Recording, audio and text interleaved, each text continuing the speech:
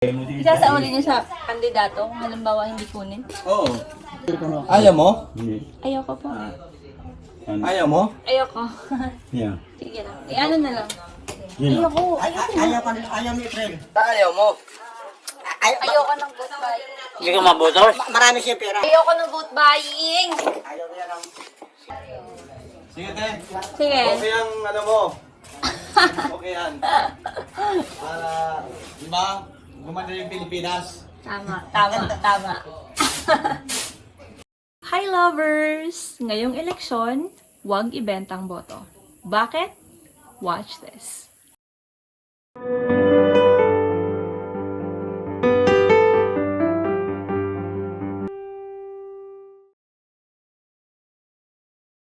Ano nga ba ang boto at gaano ba ito kahalaga?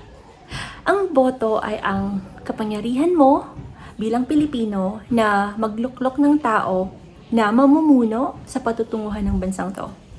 Either papuntang kaunlaran o kahirapan. So, ikaw ang magdidesisyon nun. Kaya naman sagrado ang boto mo at ito ay protektado ng batas. Ang pagbenta at pagbili ng boto ay illegal ayon sa Omnibus Election Code ng Pilipinas at sino mang lumabag ay pwedeng makulong ng 1 hanggang 6 na taon. Parehong liable sa batas ang mga kandidatong namimili ng boto at mga botanteng nagbebenta ng boto. Pero sa kabila ng batas na to, talamak pa rin talaga yung vote buying. At nakakalungkot siya kasi parang realidad na siya ngayon tuwing mag-eleksyon. Yung parang kahit labag sa batas, nanonormalize na siya. Kasi ngayon yung mga tao, nag-expect na sila na every election may makukuha silang pera galing sa mga kandidato. May mga nagsasabi din na sabi nila, ba't di mo na lang kunin since karamihan naman kinukuha yun?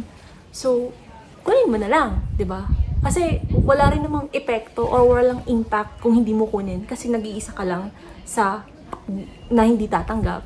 Ibabawian ganito ate sa mga kurap. Hindi sa sino. Oo, masasino ka.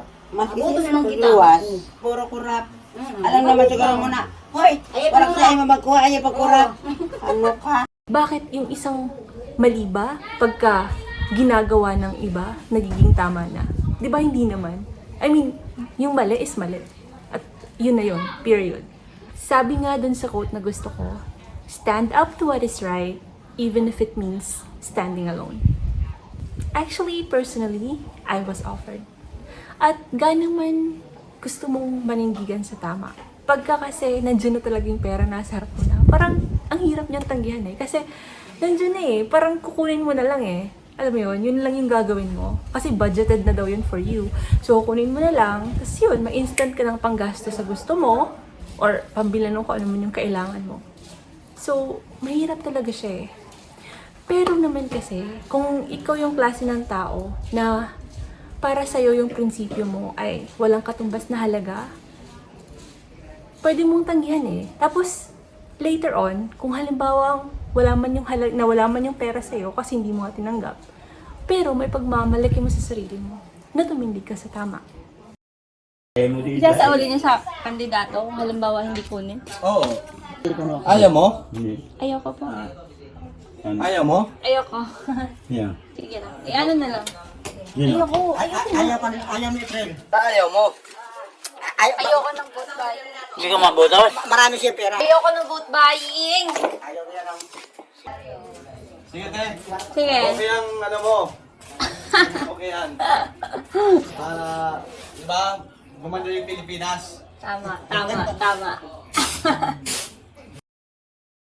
As much as I am advocating na wag nating ibenta yung mga boto natin, this vlog does not intend to invalidate yung desisyon ng iba na tanggapin yung pera dahil sa sitwasyon na meron sila. Kasi lahat naman tayo, we all do what we think is best for us. And that's the purpose of this vlog too. This vlog is fighting for you. This vlog is fighting for me.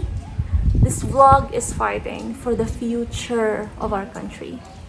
Kaya naman, sa mga kapwa ko butanteng Pilipino, sana panoorin natin ito.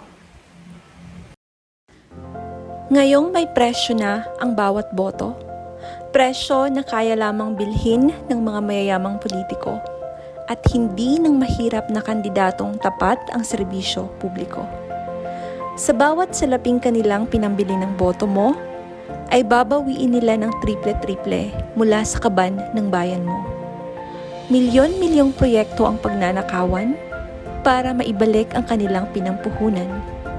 Mga proyektong dapat ay matagal ng panahong pakikinabangan, pero ating pinagpalit sa panandaliang kaluwagan.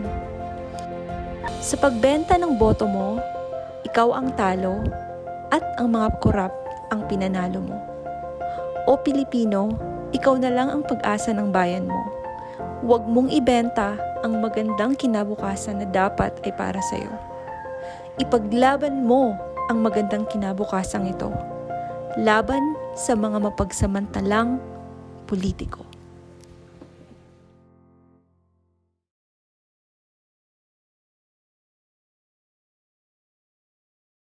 Thank you guys for watching, and if you love this video, please subscribe to my Follow Love YouTube and Facebook channel.